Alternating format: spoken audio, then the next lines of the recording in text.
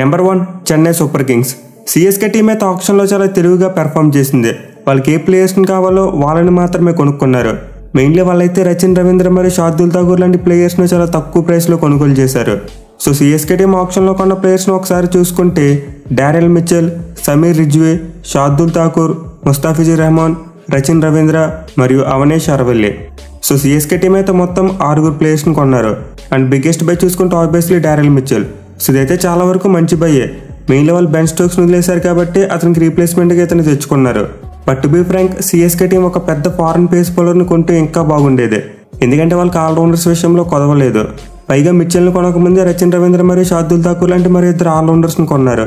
So వాళ్ళ స్క్వాడ్లోనే foreign fast bowler Pathirana ఒక్కడు మాత్రమే కాబట్టి వాళ్ళు ఇంకో పెద్ద పేస్ బౌలర్ని కొనుంటే ఇంకా బాగుండేది. But in end of the day చూసుకుంటే మాత్రం వాళ్ళు ముస్తాఫిజుర్ రెహమాన్ లాంటి ఒక లెఫ్ట్ ఆర్మ్ సేమర్ని తీసుకున్నారు. సో ఓవరాల్గా సిఎస్కే టీం ఆక్షన్లో తమ కే గ్యాప్స్ అనే ఆ గ్యాప్స్ అన్నింటినీ ఫిల్ చేసుకున్నారు. మెయిన్ లంబట్రాడికి రీప్లేస్మెంట్గా సమీర్ రిజ్వీ లాంటి ప్లేయర్ని తీసుకున్నారు. సో యూపీకి చెందిన మిడిల్ ఆర్డర్ బ్యాట్స్మెన్కి అయితే T20 ఫార్మాట్లో చాలా మంచి రికార్డు ఉంది. ఇన్ఫాక్ట్ షారుఖ్ ఖాన్ కంటే ఇంకా ఎక్కువ పొటెన్షియల్ ఉన్న ప్లేయర్లా కనిపిస్తున్నాడు. దానివల్ల సిఎస్కే టీం షారుఖ్ ఖాన్ కోసం వెయిట్ చేయకుండా ఇతను తీసుకున్నారు. సో సిఎస్కే టీం అయితే చాలా వరకు స్మార్ట్ బయింగే చేసింది. మెయిన్లీ రచిన్ రవీంద్రని 1.8 కోట్లు కొనడం ఒక అబ్సల్యూట్ స్టీలర్. నిజంగా మిగతా టీంలో నిద్రపోతున్నాయి ఏంటో తెలియదు కానీ వాళ్ళైతే చాలా తక్కువ ధరలో రవీంద్రని కొనుక్కున్నారు. Number 2 Delhi Capitals. TC team అయితే ఆక్షన్లో చాలా మంది ప్లేయర్స్ని కొన్నారు. బట్ వీళ్ళ స్ట్రాటజీ అయితే చాలా డిఫరెంట్గా అనిపించింది. రిషబ్ పంత్ ఏమో మనం ఈ ప్లేయర్స్ని కొందాం, ఎక్కువ ధర పెడదామంటే ఆ గుండాయిని మాత్రం పెట్టనిచ్చేవాడు కాదు. సో డీసీ టీం చాలా మంది ప్లేయర్స్ని కొన్నారు కానీ పెద్ద ప్లేయర్స్ని ఎవరిని కొనలేదు. ఇన్ఫాక్ట్ వాళ్ళ బిగ్ బై చూసుకుంటేనే 7.2 crores. అది కూడా ఒక డొమెస్టిక్ వికెట్ కీపర్ అయిన కుమార్ కుషాగ్రాకు పెట్టారు. సో ఫర్ డీసీ టీం అయితే మరోసారి ఆక్షన్లో తమ టీంని బిల్డ్ చేసుకునే దాని మీద కంటే అవతల టీంని స్పాయిల్ చేయడం కోసం ఎక్కువ చూశారు. ప్రతి ప్లేయర్ కోసం బిట్ చేసి ఒక 5-6 కోట్ల వరకు తీసుకెళ్లిపోయేవారు, ఆ తర్వాత వదిలేసేవారు. సో ఆల్మోస్ట్ ఆక్షన్ మొత్తం వీళ్ళు ఇదే కంటిన్యూ చేశారు. ఎనివే వీళ్ళ కొన్న ప్లేయర్స్ చూసుకుంటే కుమార్ కుషాగ్రా, జే Richardson, Harry Brook, Sumit Kumar, షేహోక్, ట్రైస్టన్ stubs, రికీబుయ్, రషీక్దార్ సలం మరియు స్వస్తిక్ చిక్రా. సో డీసీ టీం అయితే ఆక్షన్లో మొత్తం 9 మంది ప్లేయర్స్ని కొంది.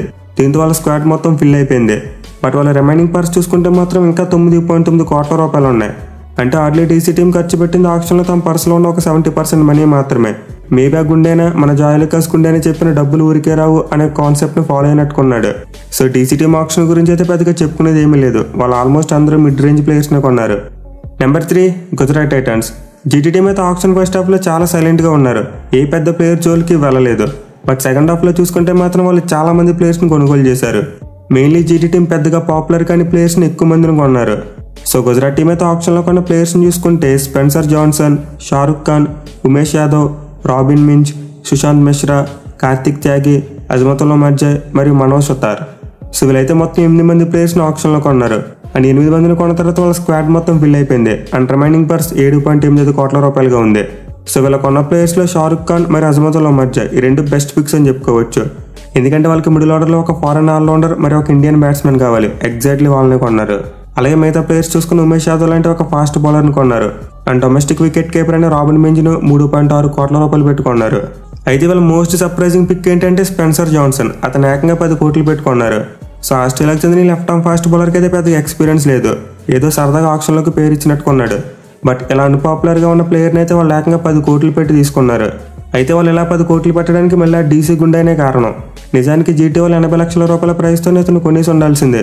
బట్ ఆ గుండెని ఎంట్రీ ఇచ్చి బిడ్డింగ్ వార్ మొదలు పెట్టాడు. అండ్ ఆ బిడ్డింగ్ వార్ ఏకంగా 10 కోట్ల వరకు పోయింది. సో జీటీ టీం అయితే 10 కోట్ల రూపాయల భారీ మొత్తం పెట్టి ఎవరికి పెద్దగా పరిచయం లేని బౌలర్ను కొన్నారు. Number 4 Kolkata night riders. ఈ టీం పేరు చెప్పగానే అందరికీ గుర్తొచ్చే పేరు ఒకటే, మిచెల్ స్టార్క్. సో వీళ్ళైతే అతను ఏకంగా 24.75 కోట్ల రూపాయలు పెట్టుకున్నారు. అండ్ మిచెల్ స్టార్క్ని అయితే పెట్టుకున్న తర్వాత వాళ్ళు మిగతా ప్లేయర్స్ అందరినీ బేస్ ప్రైస్గా కొనాల్సి వచ్చింది. ఎవరికి కూడా బేస్ ప్రైస్ కంటే ఎక్కువ పెట్టే ప్రయత్నం చేయలేదు. సో కేకేఆర్ టీం అయితే తమ పర్సులో ఉన్న ఆల్మోస్ట్ 80% అమౌంట్ను మిచెల్ స్టార్క్ మీద పెట్టేశారు. మరి మిచెల్ స్టార్క్ ఇంత ప్రైస్కి వర్తి అంటే ఖచ్చితంగా నేను కాదని చెప్తా. ఎందుకంటే అతను ఐపీఎల్ మ్యాచ్ 8 సంవత్సరాలు అయిపోయింది. పైకి ఇప్పుడు చూసుకుంటే మిచెల్ స్టార్క్ని ఆల్మోస్ట్ అందరు బ్యాట్స్మెన్ కూడా చదివేశారు. అతను ఎలా ఫేస్ చేయాలో ముందుగా ప్లాన్ చేసుకుని వస్తున్నారు. పైగా T20 ఫార్మాట్లో చూసుకుంటే మిచెల్ స్టార్క్ మరీ అంత గొప్ప బౌలర్ ఏమీ కాదు. టెస్ట్ మరియు వన్డే ఫార్మాట్లోనే అతను best bowler. So first KKR team అయితే చాలా ఓవర్గా వెళ్ళింది. బట్ ఎనివే మిచెల్ స్టార్క్ని పక్కన పెడితే మిగతా ప్లేయర్స్ విషయంలో కొన్ని మంచి బైస్ ఉన్నాయి. సో ముందు వాళ్ళు అసలు ఏ ప్లేయర్స్ని కొన్నారో చూద్దాం. Mitchell Starc, Mujeebur Rahman, Sherfane Rutherford, Gus Atkinson, KS Bharat, Chetan Sakariya, Manish Pandey, Angkrish Raghuvanshi, Ramandeep Singh మరియు Shakib Hussain. So KKR team అయితే ఆప్షన్లో మొత్తం ఈ 10 మంది ప్లేయర్స్ని కొన్నారు. అంటే ఈ 10 మందిని కొన్న తర్వాత వాళ్ళ స్క్వాడ్ చూసుకుంటే 23 ప్లేయర్స్ ఉన్నారు. అలాగే రిమైనింగ్ పర్స్ వాల్యూ 1.35 కోట్ల రూపాయలుగా ఉంది. సో మిచెల్ స్టార్క్ పిక్ ఒకటే పక్కన పెడితే మిగతా ప్లేయర్స్ విషయంలో రమన్దీప్ సింగ్, చేతన్ సకారియా, మనీష్ పాండే మరియు ముజిబుర్ రహమాన్ లాంటి ప్లేయర్స్ని చాలా తక్కువ ప్రైస్కి కొన్నారు. ఇన్ఫాక్ట్ అందరినీ బేస్ ప్రైస్కి కొన్నారు. అలాగే కేఎస్ భరత్ చూసుకున్న చాలా మంచి quality pick. So KKR team అయితే స్టార్క్ని కొన్న తర్వాత డెఫినెట్లీ కాంప్రమైజ్ అవ్వాల్సి వచ్చిందే. దీనివల్ల వాళ్ళు పెద్ద ప్లేయర్స్ జోలికి పోకుండా మాక్సిమం బ్యాకప్కి ఉపయోగపడే ప్లేయర్స్ కోసమే వెళ్ళారు. Number 5 Lucknow super Giants. వీళ్ళైతే చాలా సింపుల్ ఆప్షన్ స్ట్రాటజీ. అందరికంటే తక్కువ పరిస్థితి ఆప్షన్లోకి వెళ్ళారు అండ్ వాళ్ళకి ఎవరైతే కావాలో వాళ్ళని మాత్రమే కొనుక్కున్నారు. సో లక్నో టీం అయితే ఆప్షన్లో Shivam Mavi, Manimaran Siddharth, David Willey, Ashton Turner, Arshin Kulkarni మరియు హర్షద్ ఖాన్ ఈ 6 ప్లేయర్స్ని కొన్నారు. అంటే 6 ప్లేయర్స్ని కొన్న తర్వాత వాళ్ళ స్క్వాడ్ ఫిల్ అయిపోయింది. అలాగే వాళ్ళ రిమైనింగ్ పర్స్ వాళ్ళు చూసుకుంటే 95 లక్షలుగా ఉంది. సో ఎల్ఐజీ టీంకి అయితే ఆప్షన్కి ముందు ఆల్మోస్ట్ అన్ని గ్యాప్స్ కూడా ఫిల్ అయిపోయి ఉన్నాయి. బట్ వాళ్ళకి ఒక ఇండియన్ ఫాస్ట్ బౌలర్ కావాలనుకున్నాం అండ్ ఎగ్జాక్ట్లీ వాళ్ళు శివం మావేను 6.8 కోట్ల రూపాయలు పెట్టుకున్నారు. సో ఇదైతే చాలా మంచి బై. అండ్ మిగతా ప్లేయర్స్ విషయానికి వస్తే వాళ్ళు మోస్ట్లీ బ్యాకప్ ప్లేయర్స్ని కొన్నారు.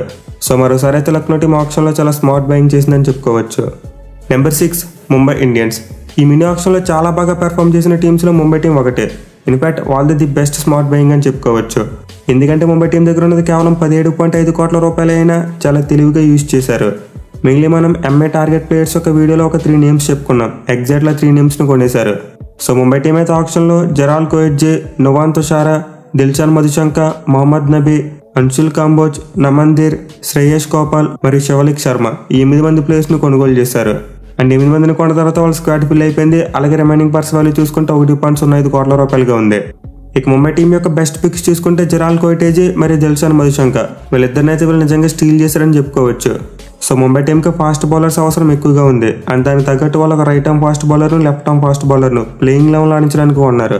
అలాగే వాళ్ళకి ఒక ఫారెన్ స్పిన్ బౌలింగ్ ఆల్రౌండర్ కావాలనుకున్నాం అండ్ ఎగ్జాక్ట్లీ వాళ్ళు మొహమ్మద్ నబీని కొనుగోలు చేశారు. ఇక మిగతా ప్లేయర్స్ విషయానికి వస్తే మోస్ట్లీ బ్యాకప్ ప్లేయర్స్ని తీసుకున్నారు. అయితే వాళ్ళ ఇంట్రెస్టింగ్ పిక్ ఏంటంటే నువాన్ తుషారా. సో శ్రీలంకకు చెందిన ఫాస్ట్ బౌలర్ గురించి అయితే పెద్దగా ఎవరికీ తెలియదు. బట్ ఇతనికైతే T20 ఫార్మాట్లో చాలా మంచి రికార్డు ఉంది. ఇన్ఫాక్ట్ అతని బౌలింగ్ స్టాట్స్ చూసుకుంటే ఒక జెన్యూన్ వికెట్ టేకర్ లాగా కనిపిస్తున్నాడు. So first year Mumbai team option విషయంలో గట్టిగా హోంవర్క్ చేసింది అండ్ వాళ్ళ హోంవర్క్ తగ్గట్టు ఏ ప్లేయర్స్ కావాలో ఆ ప్లేయర్స్ని మాత్రం ఆప్షన్లో కొనుగోలు చేశారు. Number 7 Punjab Kings. ఈ ఆప్షన్లో మోస్ట్ యాక్టివ్గా ఉన్న టీమ్స్లో పీబీకేఎస్ టీం కూడా ఒకటి. సో వీళ్ళైతే ఆప్షన్లో చాలా బిజీగా కనిపించారు. మెయిన్లీ చాలా మంది పెద్ద ప్లేయర్స్ కోసం బిడ్ చేశారు. But end of the day చూసుకుంటే పీబీకేఎస్ టీం అయితే ఎక్కువ మంది పెద్ద ప్లేయర్స్ని కొనలేకపోయింది.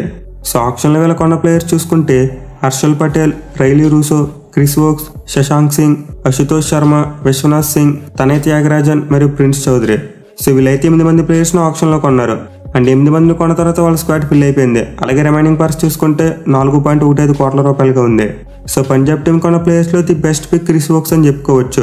ఎందుకంటే ఇంగ్లాండ్కి చెందిన ఈ క్వాలిటీ ఆల్రౌండర్ని వాళ్ళు కేవలం 4.2 కోట్ల రూపాయలకి కొనుగోలు చేశారు.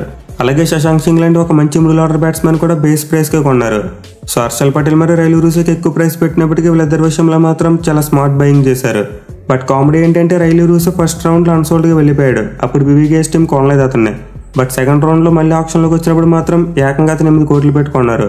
సో అప్పుడు కొనుంటే 2 కోట్లతో అయిపోయేది. బట్ సెకండ్ టైం ఆప్షన్లోకి వచ్చాక 6 కోట్లు ఎక్కువ పెట్టారు. Number 8 royal Challengers Bengaluru.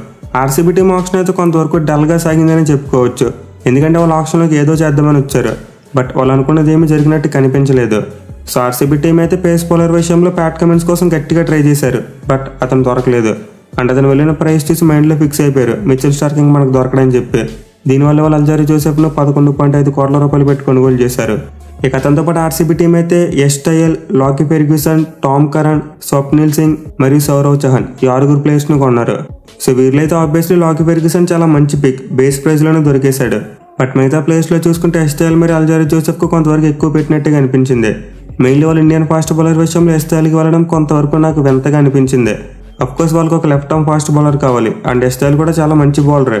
But to be Frank ఇంకా కొన్ని మంచి ఆప్షన్స్ ఉన్నాయి. సో ఆర్సీబీ టీం వాటికి ట్రై చేసి ఉంటే బాగుండేది. ఇక అల్జారీ జోసెఫ్ విషయంలో చూసుకుని వాళ్ళు చాలా ఎక్కువ అమౌంట్ పెట్టారు. బట్ స్టిల్ అతనైతే ప్రజెంట్ ఆర్సీబీ టీంకి బాగానే సెట్ అవుతాడు. ఎందుకంటే అతను ఎక్కువగా బౌలింగ్ చేసేది మిడిల్ ఓవర్స్ మరియు డెత్ ఓవర్స్లోనే. సో ఆర్సీబీ టీం దగ్గర ప్రజెంట్ అలా బౌలింగ్ చేయగలిగే బౌలర్ లేడు కాబట్టి జోసెఫ్ రావడం ఆ టీంకి మంచి జరుగుతుంది.